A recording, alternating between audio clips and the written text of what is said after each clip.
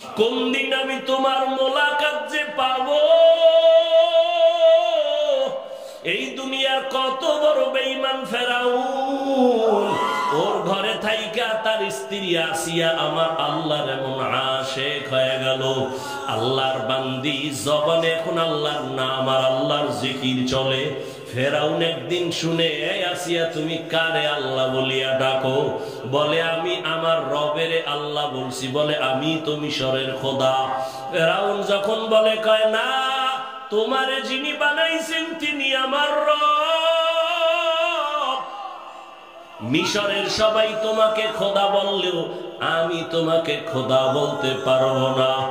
ও পর্দার আড়ালের মা বোনেরা, ওই বেঈমান ফেরাউনের ঘরে থাকিয়া আসিয়া যদি আমার আল্লাহর এত পেয়ারা হয়ে যায়, ফেরাউন বলে, আসিয়া তুমি আমাকে খোদা বলো। আসিয়া বলে, আমি মরিয়া গেল তোমারে খোদা বলতে পারবো না। তোমারে যিনি বানাইছেন তিনি আমার একমাত্র মালিক।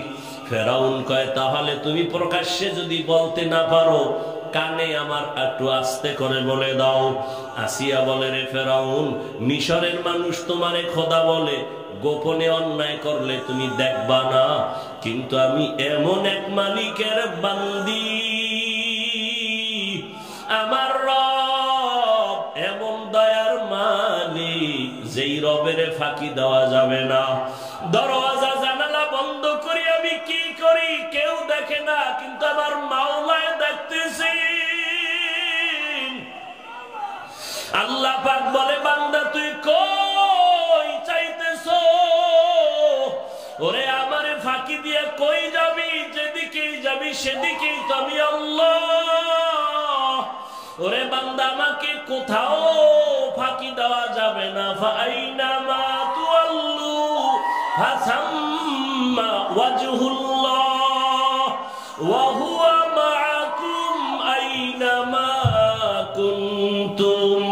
আমি আল্লাহকে কোন দিকে তুমি ফাঁকি দিয়া পালাবা?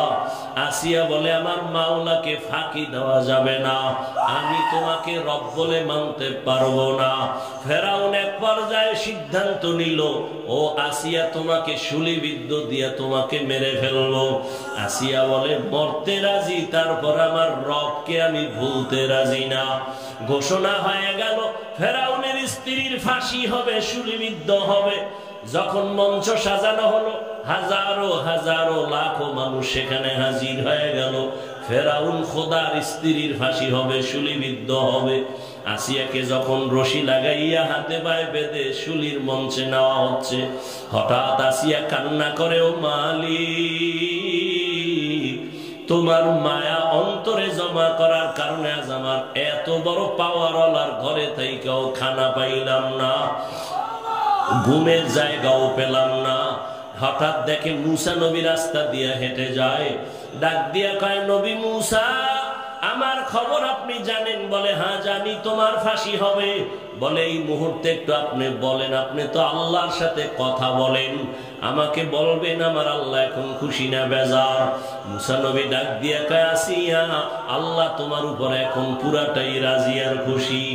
আসিয়া আতুডাইয়া দোয়া করে, কালাত রব্বিবনি লি ইনদাকা বাইতান ফিল জান্নাহ। আসিয়া দোয়া করে, হে মালিক, দুনিয়াতে এত বড় পাওয়ারওয়ালা টাকাওয়ালার ঘরে থাইকা জায়গা পেলাম না, ঘুমের জায়গা নাই, খানাও নাই, আমার দুঃখ নাই, তবে তোমার কাছে বিদায় বেলা একটা আরজি, জান্নাতে তোমার পাশে একটা ঘর বানাইয়া দিও, আমি তোমার পাশে জান্নাতে থাকতে চাই। আসিয়াই দোয়া কইরা হঠাৎ আসমানে তাকায়া হাসতেছে। ফেরাউন বলে, বিপদের সময় তুমি হাসো কেন?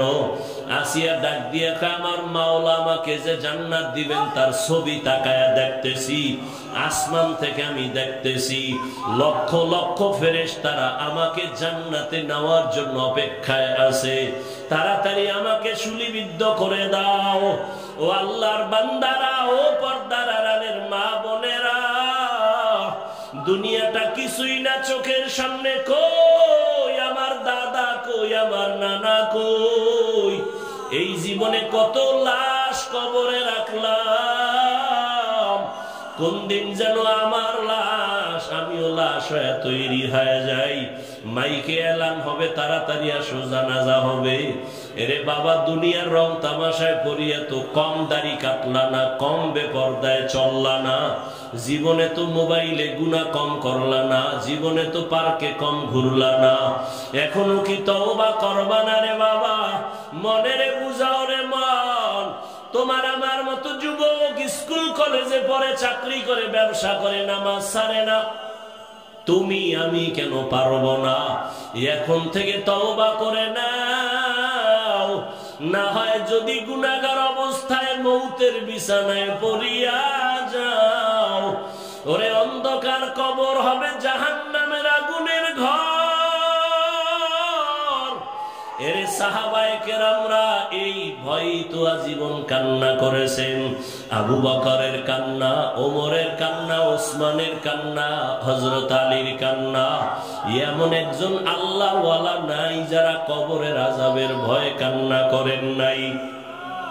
এমন কি আপনার আমার মায়ার নবী আম্মা জান আয়েশা রাদিয়াল্লাহু আনহার ঘরে বসে কান্না করেন। নবীজিকে আয়েশা জিজ্ঞাসা করলেন, ইয়া রাসূলুল্লাহ, কেন কাঁদেন? আম্মা জানকে নবী জবাব দিলেন, আয়েশা, কিয়ামতের ময়দানের ভয়ঙ্কর হালাতের কথা মনে পড়ে গেল। যেই কিয়ামতের মাঠে সূর্য মাথার উপরে নেমে আসবে, জমিন হয়ে যাবে তামা, জাহান্নামের আগুনের গরম।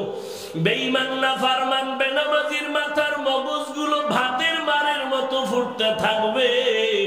নবীরা পর্যন্ত কান্না শুরু করবেন।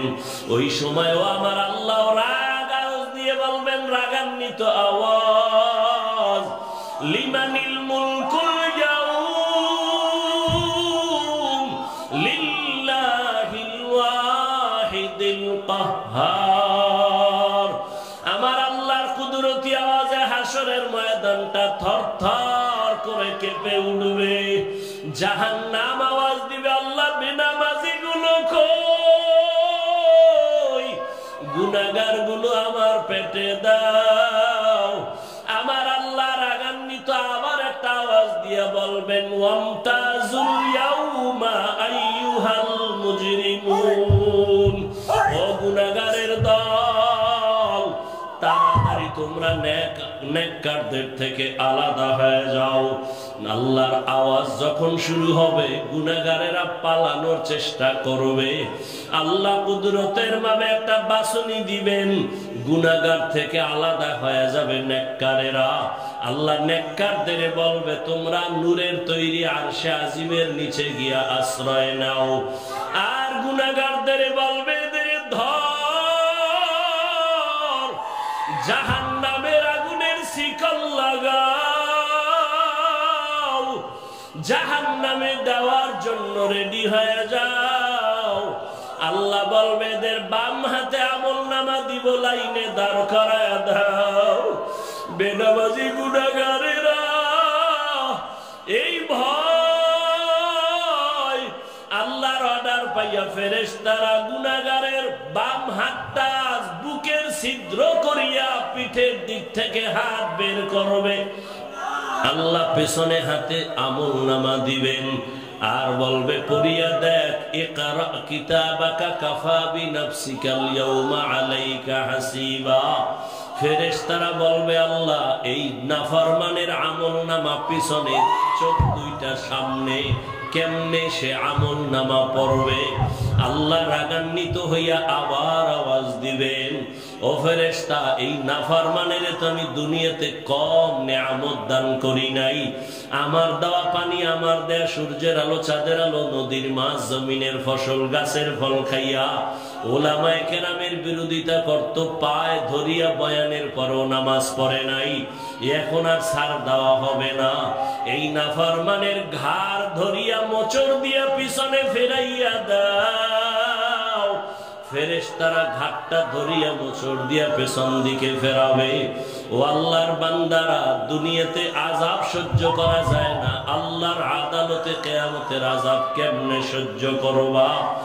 এখনো সময় আছে, তওবা করো, আল্লাহর কাছে মনে মনে বলো, হে মালিক, এই ময়দানে মনে হয় আমার মতো গুনাহগার কেউ নাই।